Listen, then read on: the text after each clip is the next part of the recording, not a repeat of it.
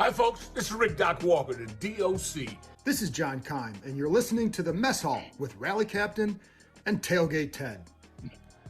What's going on, Rally? How was your week off, man? My week off was good, but I got to tell you, the week on, you see, I got this coat on. It's because I feel like we're getting frozen out with these guys, man. I don't understand what's going on, but they say where there's a will, there's a way, and we definitely have many wills, and there's going to be many ways. Let's get it, bro. I don't know, man. We're running out of people to dance with. I feel like it's me back in high school, right? You try to ask people at the prom, but they got to say yes. And right now, we're asking people. Ain't no one saying yes. We're interviewing them left and right, but there were how many coaching vacancies this offseason? As we're recording this, it's Wednesday, January 31st. We're the last team that does not have a head coach for next season.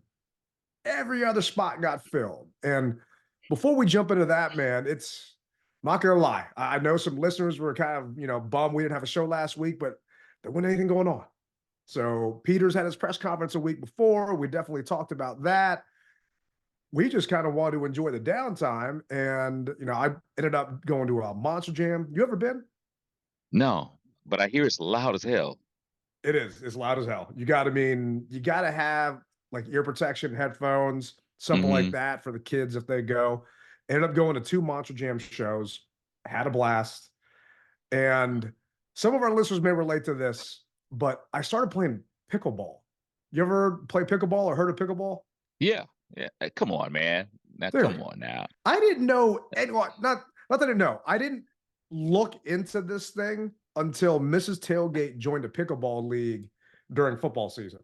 But because you and I recorded on Mondays, I never got a chance to go. Okay. Now that the season's over, I decided to join with her. But right. I can't jump into this thing without actually practicing. I'm obsessed, man. I'm just diving headfirst into this thing. I've got how many websites open up right now, reading reviews on paddles. I was out playing last night till 10:30 at night from 7 o'clock to 10 o'clock. I'm going Friday afternoon to go play. I mean, if any of our listeners want to play, I joined a club, so I'm a member. I get 3 hours. Gosh. Y'all let me know, man. Hey, dude, it's man. It's fun. You got shoes. You got pickleball shoes. Yeah, I had to get the special shoes, man. I'm about to pick up a burgundy bag. I signed up to maybe get the special paddle. So maybe it's just because we don't have a head coach. I got nothing else to do right now. But I got the bug, man. I got to get you out there with me. Next thing you know, you'll be doggone telling me that you got his and her outfits, pickleball outfits, man. I mean, we ain't going that far, but she was wearing a Commander shirt at the court last night, so I smiled. Okay. I was a little proud, right. Yeah. Even though we were playing against each other, and I was trying to hit it to her backhand so she couldn't hit it back to me. But it's been a good time, man. And I mean, I don't know if anyone wants to go. You guys find me on Twitter. We can do that. But during the off week, that was basically me just going to the pickleball court like 3 days, 5 days a week for a couple hours at a time. So, well, for me, it was kind of boring. I was working. Everyone always asks, Cap, how do you always get to go to all these games during the doggone week? And how do you get off of work? And how do you do? Well, what you guys don't see is in the off season, I'm putting that work in to be able to afford to be able to go to these games. That's how it's done. And I'm working comp time to be able to be off. You know what I mean? So the secret's out, and there you have it. I mean, shoot. I put so on our last show, we teased like, how can we get inner circle passes? It's like, I'm trying to work extra when I'm not at the pickleball court so I can get off to join you in Detroit. Still ain't got a lead on those passes. And I sent a couple of DMs, sent a couple emails. Crickets, and remind me to add plenty crickets of time to our sound machine here. Plenty of time, bro. Just like this head coach, plenty of time. I don't know about the head coach piece, man. Just ease back, young Padawan. Ease back. Everything will work itself out. We cannot, and I repeat, get ourselves into a tizzy about this. and we'll talk about it a little bit later, but we cannot get ourselves in a tizzy about this. I'm cool as a fan, brother. I'm glad you are. I'm glad you Yeah. are. But you know who isn't? Our cousins up north, up in Baltimore. So did you watch the games this weekend, or were you working on your comp time? No, I watched some games, definitely did, and I have to say that Lamar just didn't show me what Lamar is capable of. He just didn't. I mean, you're talking MVP, you're talking all of this stuff. You know, he got his money and could have gotten more money. I just feel as though, and I could be wrong with this, I didn't feel or didn't look like he left it all on the field. It just didn't. Yeah, I was shocked that they lost the game. So I put in a bunch of bets this weekend. Hmm. Figured, hey, we got nothing else to do. So I ended up putting in, actually not a bunch. I mean, I put in 3 bets. Okay. But I didn't touch the Ravens Chiefs game because it's in Baltimore. It's like, man, can they really lose? I mean, Kansas City hasn't looked like Kansas City this year. Who knows what's going on Hmm. with them? But am I going to really go against Patrick Mahomes and Andy Reid? I mean, I don't know. So I didn't even bother touching that game. I just left it alone. And I'm glad I did, because next thing you know, you got Zay Flowers choking, fumbling that ball, doing the taunting, and just everything else. I was like, I could not believe what I was seeing when it finally came down to it, man. Yeah. Well, so I put in 2 bets. Won one, lost one. Flowers scored the first touchdown. I was like, oh yes, But this you is did a gonna first be touchdown bet. no, not first touchdown bet, Oh, just but anytime. just anytime touchdown. So Gotcha. and I went kind of heavy on that because I just felt that he would. That was the first one. And I'm so happy that I didn't parlay it to where my second one would not have hit. And the second one was Lamar Jackson scoring a touchdown. So a rushing He is touchdown. anytime touchdown. He has scored, yeah, a rushing touchdown. He Yeah. has scored all throughout the freaking season, and he couldn't do it this one. And I just don't understand why. I'm telling you, man, I'm not one of these guys that say the NFL's rigged. I'm just gonna say that he did not leave it all on the field, and it showed. It really So did.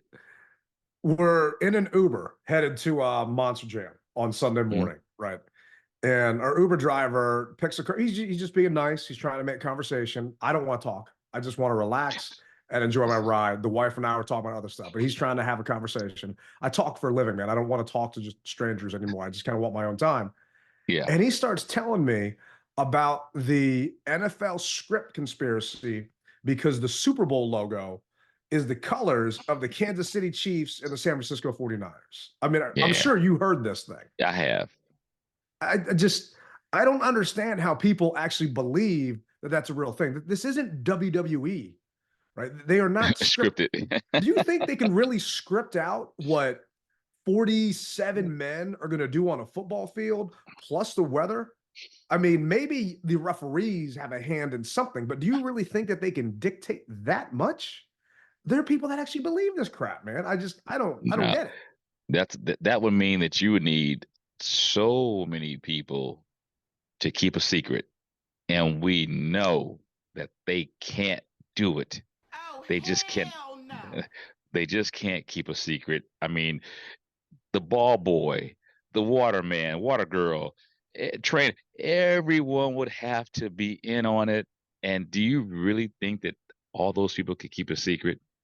No, No. zero chance. But there are Yeah. people that believe that it's actually true. And I mean, I'm sorry. I thought Baltimore had this just because of what Lamar had been doing all season and the fact that they Yeah. had a running game and they could take it out of Mahomes' hands. But next thing you know, they just decide to not run the ball for whatever reason. They only had 16 carries on the ground. That was it. And 8 of that was Lamar. And I'm sure a bunch of those Lamar runs weren't actually called runs. It dumbfounded me. But the game that I did bet on was the Niners and the Lions game. And Mrs. Tailgate all of a sudden turned into a Lions fan, which I know a bunch of people were. And let me ask you this. Yes. So we all know Trent Williams. We miss him. We love Hmm. him. We Yeah. want to root for him. But does your distaste for Chase Young make you root against the Niners? Or does your love for Trent make you wish they would actually pull off the Super Bowl? Well, actually, man, to me, it's a little deeper than that. I'm just tired of seeing my homeboy win. And call me my homeboy hater, call whatever you want to call me, but I want to see another team win. I would have loved to have Detroit to have won the game. I'm not gonna make any bones about it. One, my dad's from Michigan, so, and my brother is from Michigan, so it's my stepdad, but nevertheless, my stepbrother, but nevertheless, I treat him as real blood. So I wanted to see Detroit win because of the whole my dad, and then plus they haven't been there. Now, other than that, I didn't mind, San Fran going, because like you said, I do like Trent. I do like I even like Kyle. I do. I mean, I like the program that San Francisco has. And as you know, we just poached one of their guys for our general manager. So I was like, all right, I'll roll with it. So I was half and half.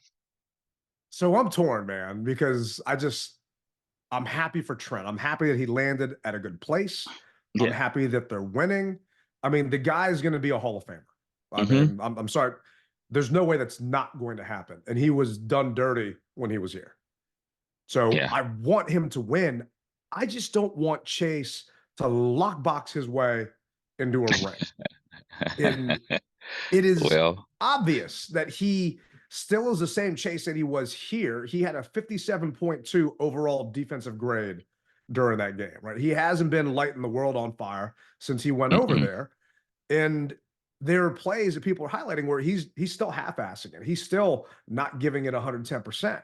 And he could have caught a couple of guys before. And it is what it is.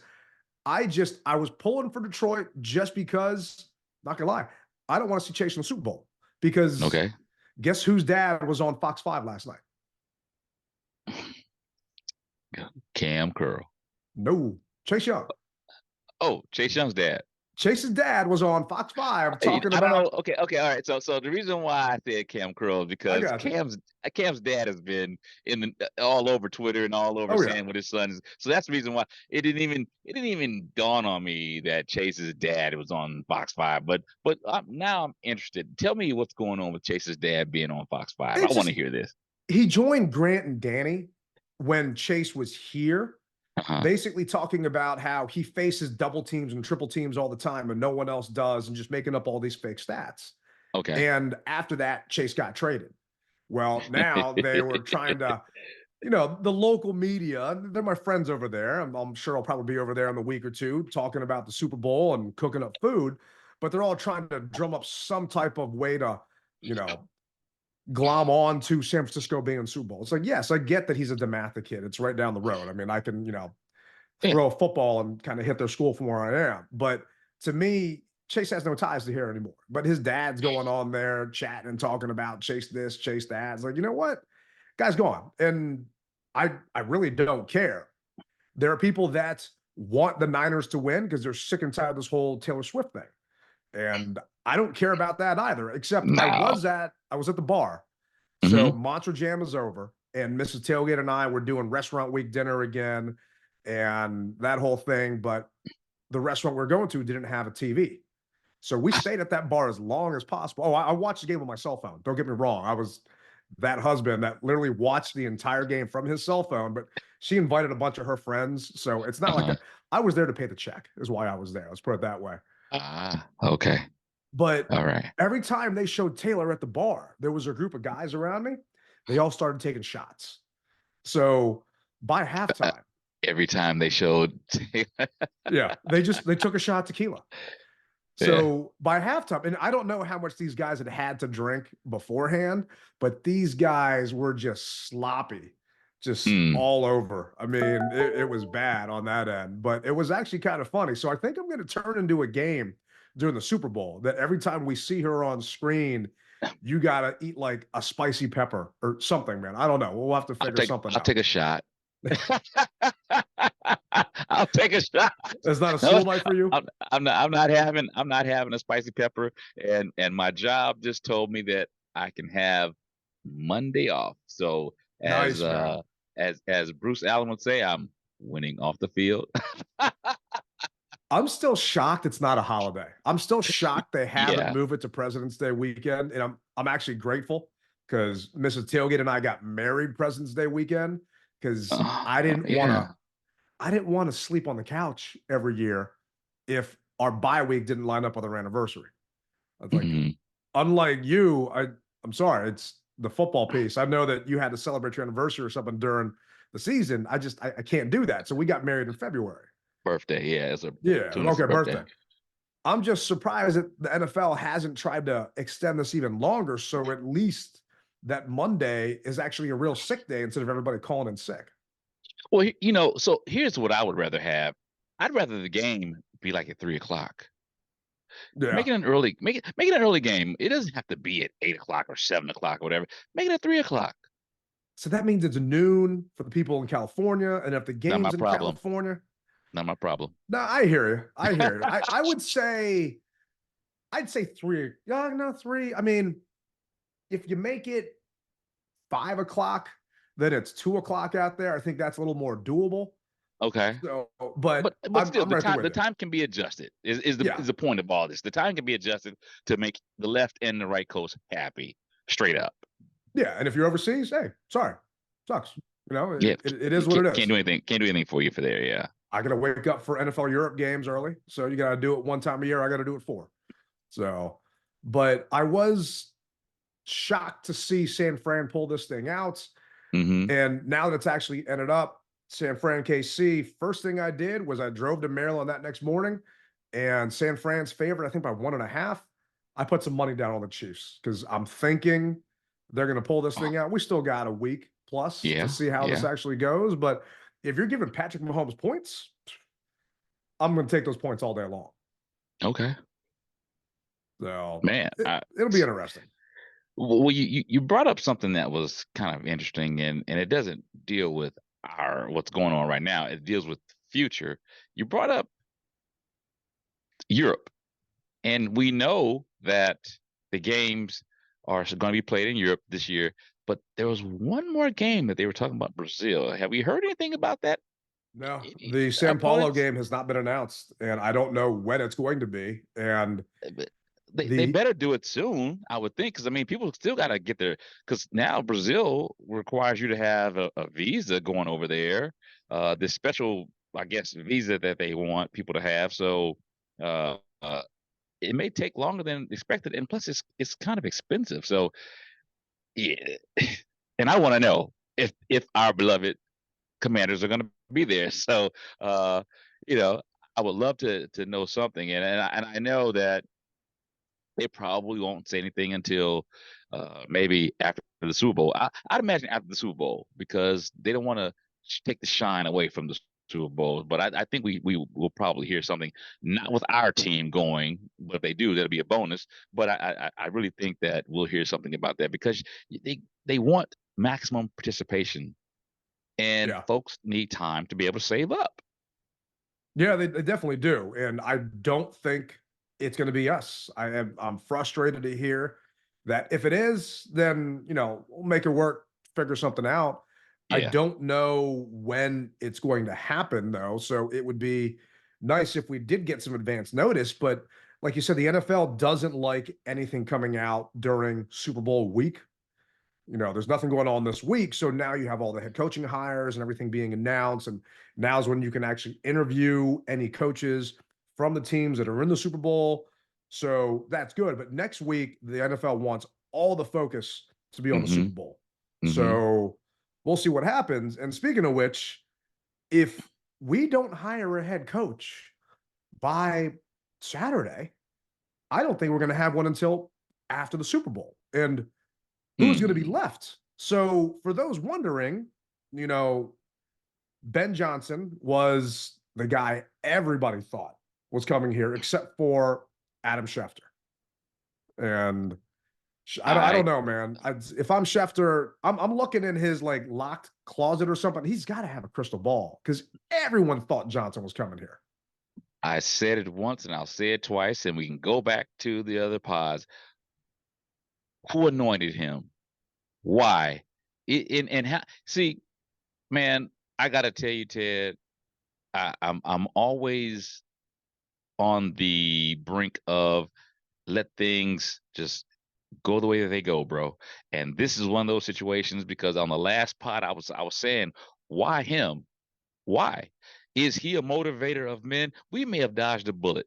Everyone's so upset with this, but let him go to the lion's den and stay in that sanctuary, bro. Straight up. Something tells me that yeah, he wants to be a head coach, or he has aspirations of being a head coach. Got it. But when you look at everything that goes into being a head coach, he may have said, you know what? I'm not ready for this. So I would rather him do what he did. May not like it, but I'd rather him do what he did and stay in the lion's den instead of coming here and possibly wetting the bed with us. I Straight up. hear you. Yeah. Straight up. And I think it earlier on in December, Josina Anderson of CBS Sports posted on Twitter that there was a rumor that Ben Johnson was looking for at least or around $15 million a year to be a head coach, a first-time head coach. So a lot of people are saying that he's not getting that money. A first-year head coach that has never done it before isn't going to get $15 million.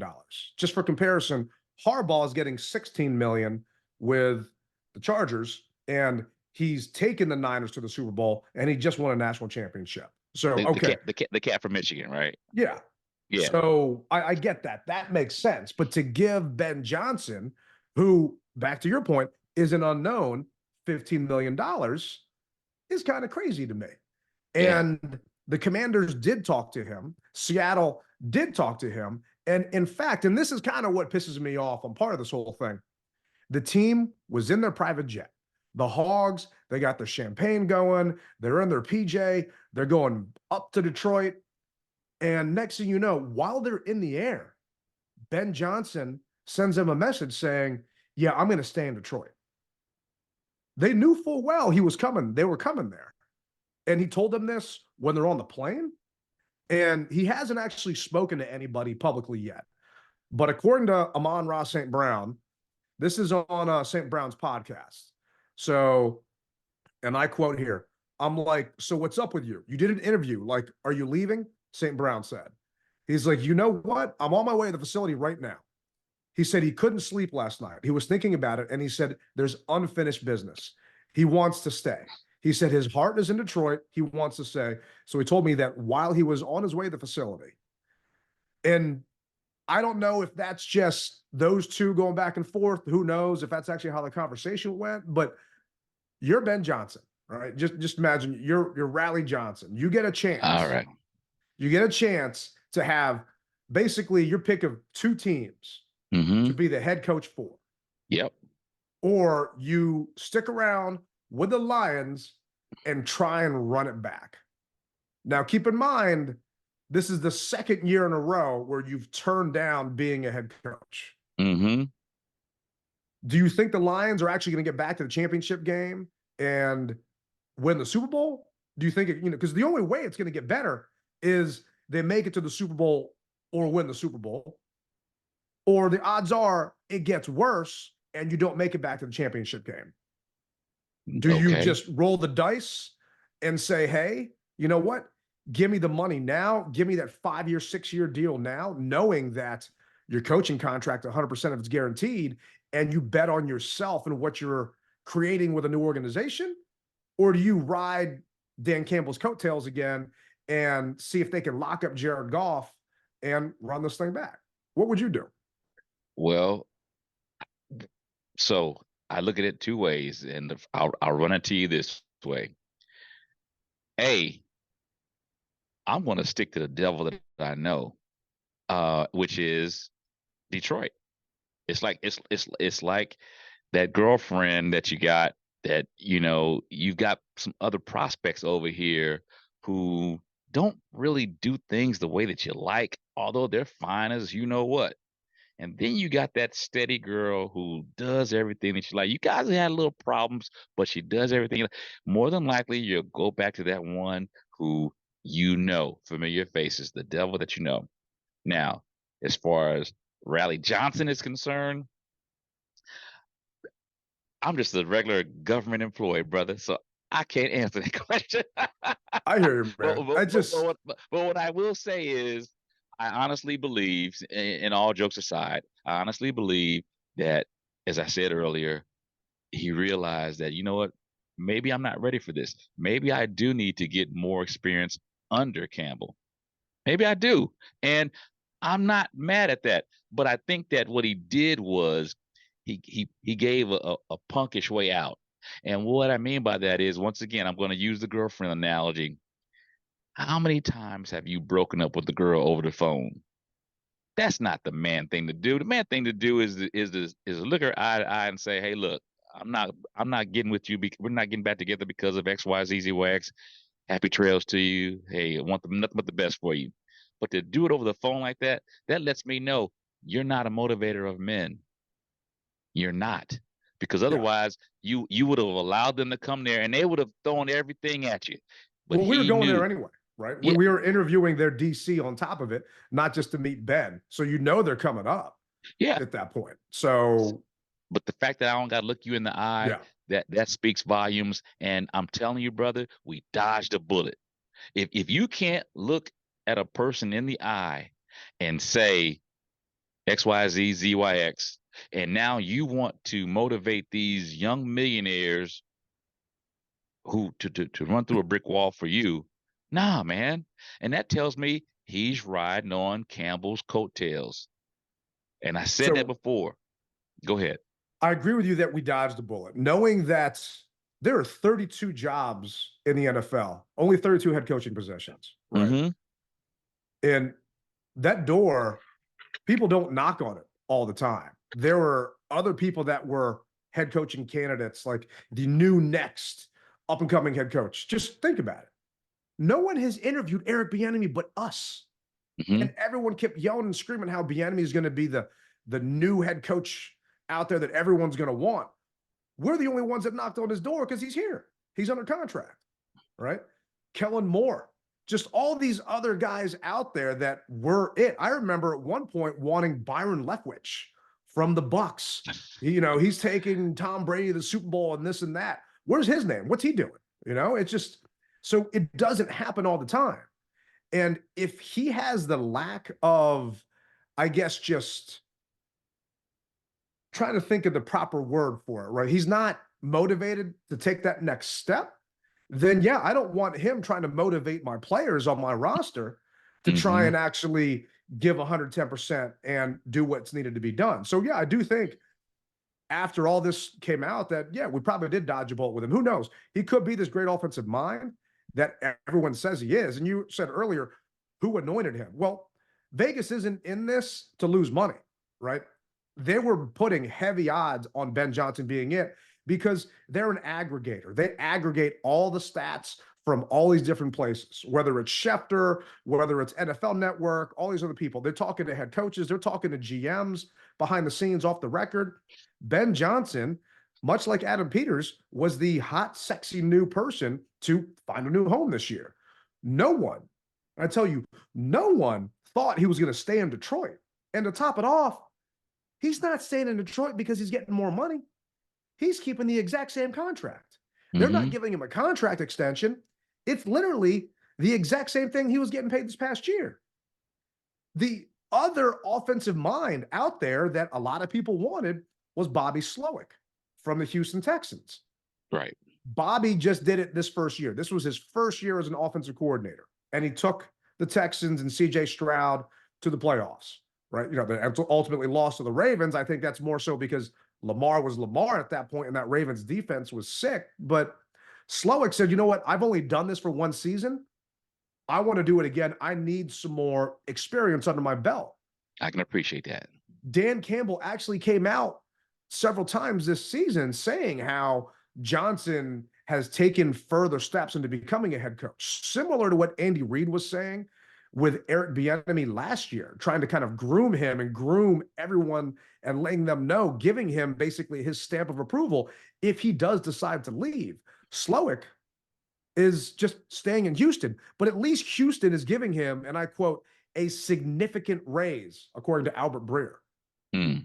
So He's sticking around. He's getting more money in his pocket, and most likely he'll be one of the hot candidates next year. But a couple of pods ago, we talked, do you want an offensive head coach or a defensive head coach? And I said I wanted an offensive head coach. A lot of our fan base wants an offensive head coach because we're most likely drafting a quarterback at 2. You don't want your defensive head coach to come in and then have one of these badass OCs like a Ben Johnson or a Bobby Slowick, and then you have to worry about, are they going to leave me at the end of the season for a new job? Well, now we're not getting an offensive head coach. The only offensive mind out there that's really available left is Eric Bieniemy. Yeah. And I don't think that they're offering Bieniemy the head coaching job. Are you cool with that? Or are you bummed that we're not going to get a offensive minded guy?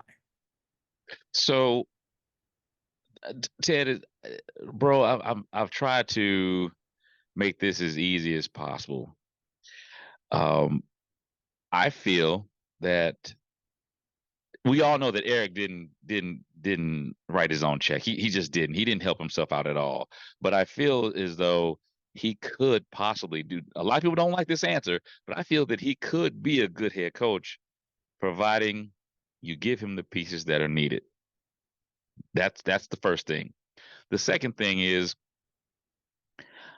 I think that this ownership group, we have said that we are going to, we said in the Hall group we trust, basically. We've said that.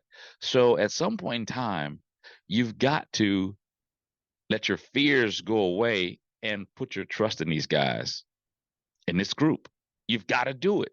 So whomever they decide to bring in, I will be on board with it and let the results speak for themselves. It doesn't sound good, and I know that I'm straddling the fence here, but that's all I can realistically say, man. And I'm not going to try to up things for our listeners. I'm going to be captain, and as well as I can, only be what I can be. Those guys get paid millions of bucks to do what they feel is right, and they bring in a little bit of experience from other sports entities, if you will. Not the NFLs per se, but other sports, meaning the basketball teams and things of that nature. So they know what to look for. I don't. I only can regurgitate what I've heard, hypothetically, the junk say, or maybe what you said.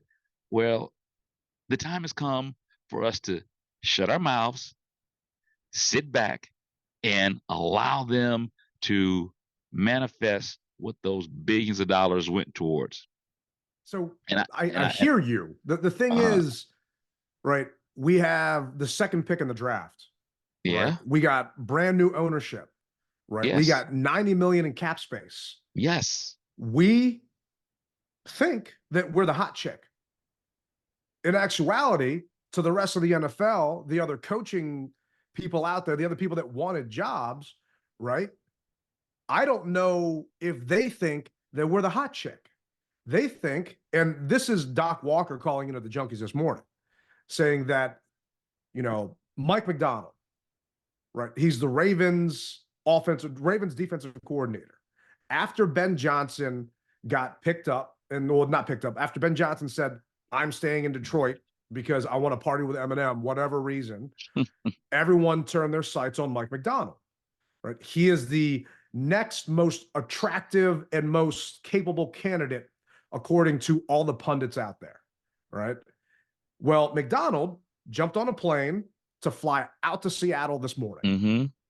So I'm thinking, if you're flying from Baltimore, Annapolis, wherever the hell the guy lives, all the way across country out to Seattle to go look at their facilities, then odds are you're taking that job. Yeah. Fast forward to 1 o'clock today, Mike McDonald takes a job.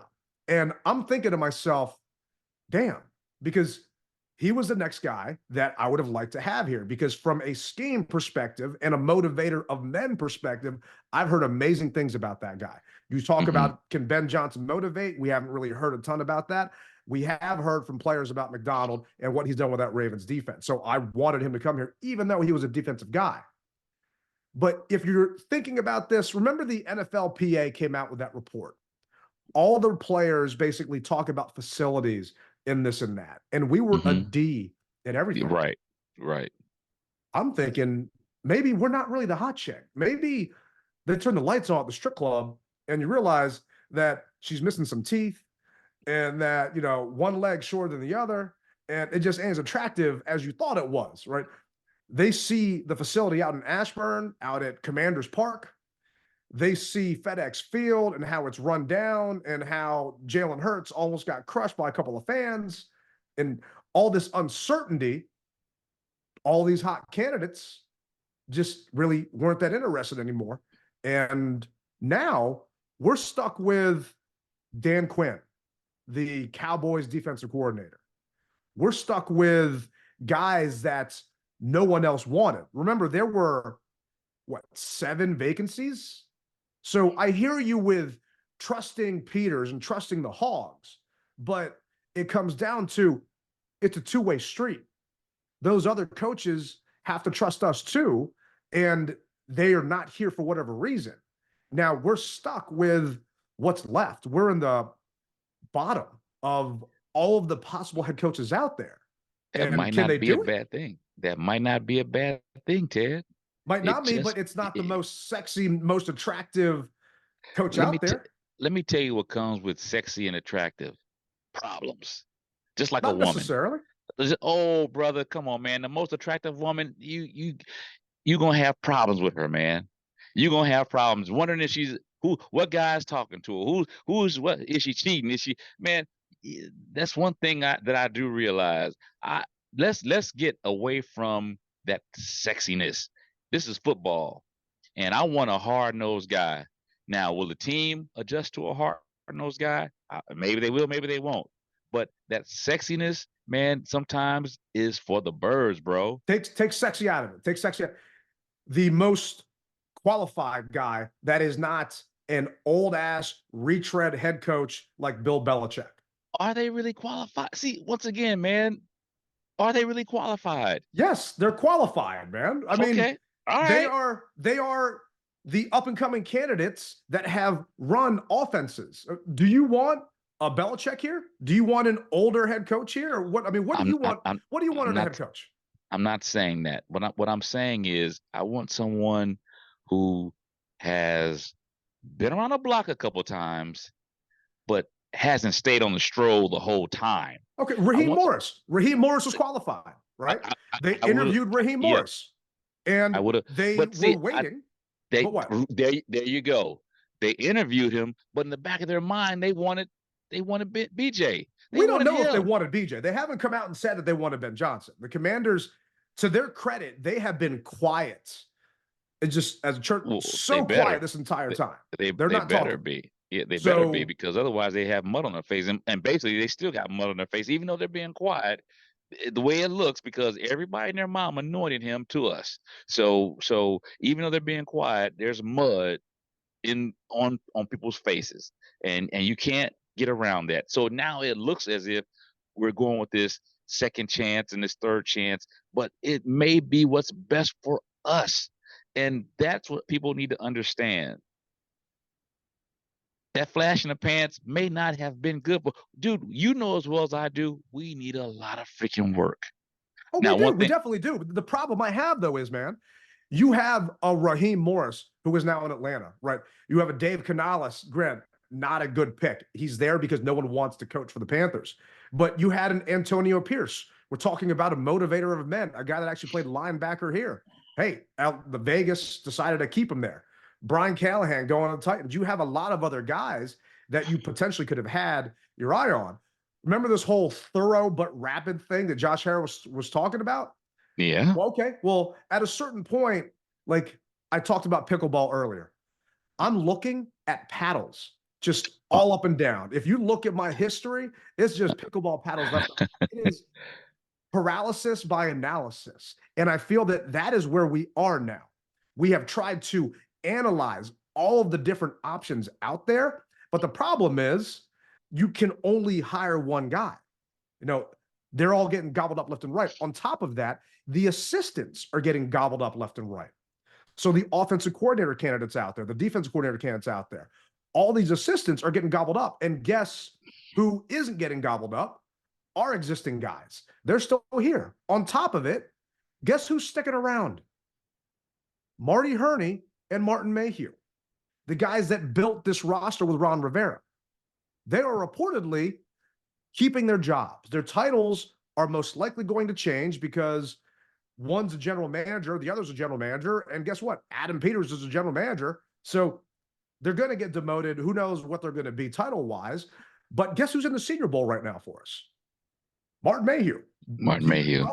Do you trust Martin Mayhew's talent acumen at this point? And that goes back to what I've also said. I want to know who's picking the talent. And so what I would have thought is you would have cleaned house. That's what I would have thought. Not that I want to see anybody fired, but you're starting brand new. You're starting with all fresh faces. If you're trying to go that route, then I would have thought that they would have been gone. Now, maybe they still may, but the way it looks, it does. I don't think so. Or maybe they could be down there picking their brain to see what they think that they're seeing, and to say, you know what? No, we wouldn't have made that pick. So it could be all this to me is a interview process. That's how I look at it. I trust John Keim. John Keim says Mayhew's sticking around, that he is staying with the organization. He has a history with Adam Peters, right? During Peters' press conference, he kept repeatedly saying that he wants to talk to the head coach, evaluate with the head coach, this and that. It's like, okay, hey, he's saying all the right words. Problem I have is we can't take that step forward without that head coach. You've got Martin Mayhew, to me, who might as well have two glass eyes, because I don't know what he sees in players.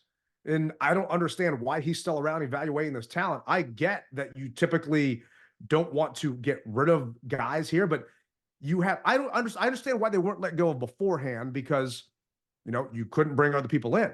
Well, part of this head coaching process is you're interviewing these guys and you're asking them, who's going to be your defensive coordinator? Who are you going to bring for scouts? Who's going to be your offensive coordinator? Who's going to be your special teams coach?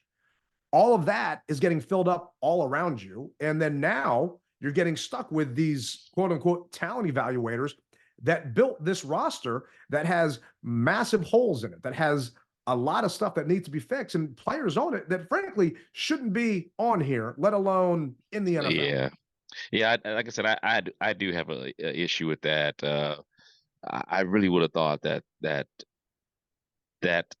tier would have been moved out by now. But as you said, hey man, it's about relationships, and obviously they have built one to be able to stay there. Now, will they stay? Will they be here next year or the year after next? No one knows. But right now, you'd have thought that there would have been vacancies and they would have needed to be filled once the general manager came in, because it's supposed to go from top to the bottom, and keeping people in the middle is still a part of that snake that everybody thinks about. So yeah, that doesn't really bode well with me. It's just part of what I'm concerned about. And I get the whole, we're trusting in the Harris group, we're trusting in Peters.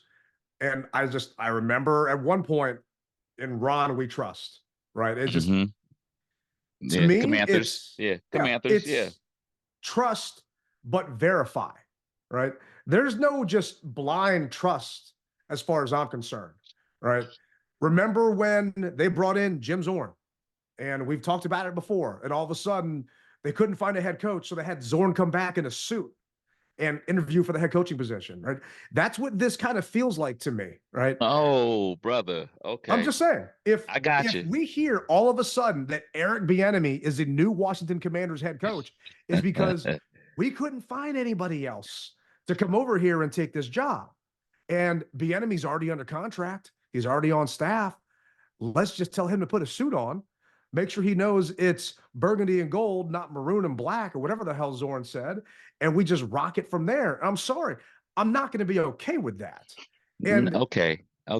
I agree with you. Okay. If we get stuck with Dan Quinn and Eric Bieniemy as offensive coordinator, I got no choice. but I'm not going to be happy with it until they prove me wrong. Because to me, Dan Quinn is an old retread head coach like Ron Rivera. And I don't want his old cowboy ass coming over here. And we already saw what Bieniemy did. And I get what you're saying. Give him the proper weapons and tools he needs to execute the job. But he's the one that called 1st and goal out of shotgun at the 2-yard line. He's the one that did all that. He's the one that made us the least amount of rushing attempts in the NFL. And that ain't going to change, even if he does get linemen in front of him. So that's just why I'm frustrated at this point. But we asked our listeners, and this is what Greg from Charlotte, North Carolina had to say. What's up, fellas? This is Greg Shield, man, calling from Charlotte.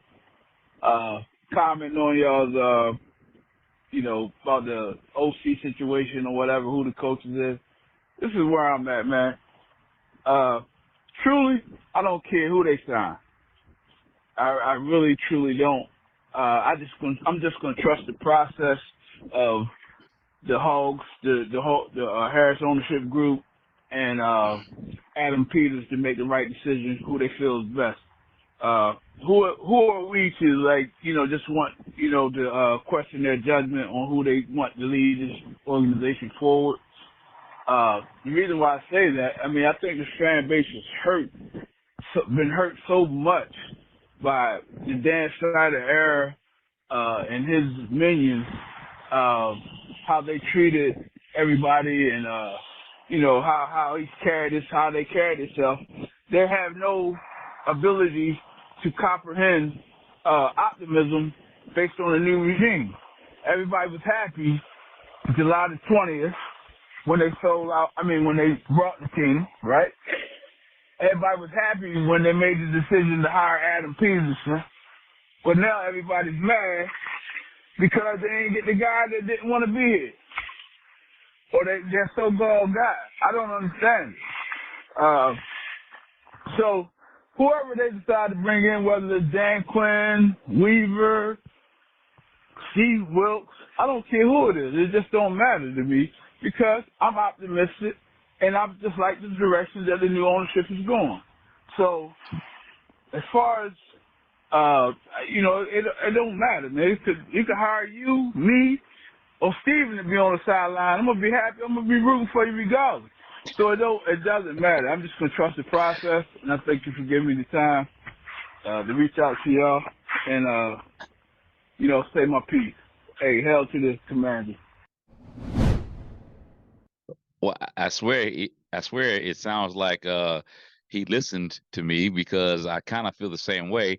But this is the first time I'm hearing this. So there's 2 for the captain and none for Ted. I hear you, man. So when he's saying it doesn't matter who the coach is, I completely disagree. We have had, excuse my language, we just had shit head coaches here in the past. We just dealt with a bad head coach for the past 4 years, right? We're talking about this rebuild. If you're going to rebuild it, you need a good leader to do that, right? Agreed. I don't want another Ron Rivera here. I don't want another Jim Zorn here, right? I don't want a Bill Callahan coming in here and just run the ball 5,000 times with no balanced offense. So it matters to me who's going to lead this rebuild for this team. And my concern is, other than a Bill Belichick and a Mike Vrabel, who I don't want, I feel that those guys are older minds. The NFL is going a more analytic, younger route, that we don't have our pick of the litter anymore. We did before, right? Last we talked, the only job that had been filled was the Patriots job, and that's just because that was written into the contract of their existing head coach at this point, that he was going to succeed Bill Belichick after Belichick retired. The problem I got is we had a position to be filled, and there are only a handful of candidates out there, and now all of the quote-unquote good candidates, depending on who you listen to, took jobs elsewhere.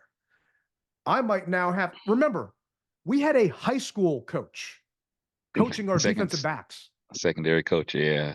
It wasn't good. Yeah. So do not tell me it does not matter who coaches this team, because it does. And I just, look. Qualified. At some point, Ron Rivera thought that high school guy was qualified, right? And I'm not saying that Peters is going to make that mistake and that the Hogs are going to make that mistake, but at a certain point, you're going to run out of people. Thank God we're the last job left, but you're going to run out of people to actually talk to that are quote unquote qualified, because all the other qualified people that you kind of wanted to take are getting hired as offensive coordinators for these new coaching staffs. So that's just my thing, man. We're getting to the bottom of the barrel. And at what point, because the Senior Bowl is happening right now, right? And Rivera never went to the Senior Bowl, right? He would always play at Pebble Beach and go do golf and all that stuff. But at what point do you start to get concerned? If we don't have a head coach by this weekend and the NFL doesn't like you making announcements next week, at what point on the calendar does Rally and Greg start to get a little worried that we still got this vacancy? What's going on here? So I stand on 10 toes that we will have a candidate before Saturday. I stand on that. Now, to answer your question, if that doesn't happen and it's after the Super Bowl, I'm not gonna necessarily be worried per se, because I just feel as though they're gonna bring somebody in who's gonna be able to do the job. At least that's what I would like to believe, Ted. Because I'm not trying to have Asperger's syndrome, bro, to where it's just doom and gloom, you know. And I Asperger's syndrome isn't doom and gloom. It is, we are the best place to be no matter what. That, you know, Chase Young was that's Asperger's syndrome. So okay, I've been looking at Asperger's syndrome. Yeah. I've been looking at Asperger's syndrome totally wrong this whole time. So I thought it was doom and gloom. But they may bring somebody in for a year, unfortunately. And I know that doesn't sound good, but they could. A trusted type of deal. Hey, if you do well, we'll extend you. If not, we'll keep it. It's like the quarterback situation. We're going to keep looking for that head coach. And that's not going to happen. They're not going to offer a head coach a one-year deal. It would be Bieniemy keeping his deal. That's it. And where I was going with that is, I feel as though that, like you said, Bieniemy with a one-year deal, trying to build around what he's asking for, and if not, after that, he's going to be gone, or just to see what somebody can do. A new coach coming in is going to minimum want 5 years. 4 to 5 years minimum, of course. Yeah. Any new coaching candidate offer is going to have a 5-year deal, most likely. Yeah. And you need to have that. But there's a part of me that just thinks that hey man, right now there's a lot of stuff that's going on behind the scenes that we don't know about, and they could give Bieniemy that one-year deal. Bieniemy could have come in, man, and like I told you before, he could have said, listen, guys, I was forced with this roster. Let me get the roster that I need. And after that, if it's no bueno, then so be it. Kick me to the curb. Then why haven't they just offered him the job yet then, at that point, knowing that you interviewed Bieniemy, right, a week ago? Because he's not their favorite. Obviously he's not the favorite, but he is a viable candidate. Just like Quinn, you don't want to hear that, but Quinn is a viable candidate. Variable, you don't want to hear it, but they are all viable. We're trying to see what fits, and obviously, what we thought or what they thought with Ben Johnson, it didn't happen. So now, what's your contingency plan? And that's the thing. That right there is the contingency plan. If we did this show 2 weeks ago, we thought that we were going to get who we wanted because we were the it spot to go to with all of this. Now we're falling back on our contingency plan. We're going back to our safe school, right? You applied to Harvard, you applied to Stanford, right? Now, guess where we're going? We're going to Nova, right? We're going to Northern Virginia Community College with Eric Bieniemy. Come on, bro. That's what it feels like, man. It's not. It may be a D2, but it ain't Nova, man. Come on. Bieniemy feels like Nova. I hate that I'm saying this. I would rather have Dan Quinn be the head coach with a new offensive coordinator than Eric Bieniemy taking over, because I saw everything I needed to from Bieniemy already. And I don't think that he's a leader of men, because if he was a leader of men, they wouldn't be bitching and complaining about practice being hard. They would have ran through a wall for that man. You wouldn't have had all these stories come out after the fact. And there's a reason why no one has called him up this year. Well, see, the problem that I have, the problem I have with it, I think Bieniemy is a motivator of men, but they allowed them to speak outside and allow that stuff to get out. Don't you think that for a minute that the same problems that we have here, other teams have, but they kept it in house? Then it's not a problem, though. But but it is a problem. But they kept it in house. They decided. If you're keeping it in house, it's not a problem, though, right? I mean, players can yell and complain all they want to, but if it never gets leaked out, then it's not an issue. It's just internal to them. But the fact of the matter is, the culture here was bad with Rivera, even though he said he fixed it, right? But Marty Schottenheimer, right? When Marty Schottenheimer came here, he tried to tell Darryl Green how to play corner. Darryl told Marty, basically, I'm not listening to you. I'm not doing what you want. He did not motivate him at all. It's just, there's certain things and certain ways you have to come across. And I am concerned that because of all that stuff that did leak out, that did become a problem, because whatever, we've got all those holes in our dam here and people can't keep stuff in house. I think it's just going to be more of the same. If and when we start losing next year, I just think it's going to get worse. And we had our gap year this year, right? We knew that this was a limbo year. This was a gap year because the team was being sold. We could not fire. We could not clean house. We could not start off properly. So if we're stuck with Bieniemy again, I'm on record saying I'm going to be patient and wait 2 to 4 years for this thing to be rebuilt. You said, nah, we don't want to wait that long. If it's Bieniemy and he just lives out this contract, we're just potentially wasting another year, most likely. Well, here's the other thing, Ted. Once again, man, I think that we've been listening to what everyone says. You guys are the best candidate. You guys got all this money and cap space. You guys got new owners. And we've said this, that they've got a blank canvas to work off of. We've said, and they still do, regardless of who they bring in or not bring in, there's still a blank canvas to work off of. But we bought into, you guys are the best looking girl for the prom, or the best looking girl in the senior class.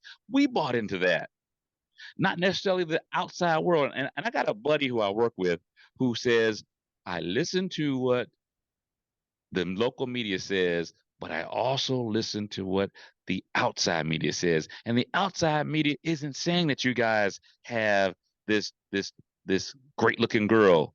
They aren't saying it. And I say, you really? He goes, yeah. He goes, you're just listening to what the DMV basically says inside the Beltway, versus outside further away, they aren't saying that about Washington. So now when I think about everything that we've talked about, his conversation comes right back to me, and maybe we aren't where we thought what we were. Maybe we just aren't. No, and that's my point exactly. I don't think we are. Okay, and so we need a whole bunch of makeup to make ourselves look better. But here's the thing, man. It may not, and unfortunately, and I hate to say this already before the season even starts, it may not change this year. It just may not, and we may have to look to, as you said, 2 to 3 years beyond until we can get who we feel is the right guy. So what happens if they bring in a guy who, and I don't know who I'm not really good with the names, but this guy who they bring in, yeah, he shows you great promise. Would you be okay with it, or would you still be upset? And he turns the season around. I need the new head coach to create an identity for our team. We have not had an identity for our team in how long? We can go 3-14 next year, but if we know what we're building towards, if we can see the type of players that they're drafting, then I'm good with it. The problem I have is I have not seen that. We don't have, you know what the Ravens' identity is, right?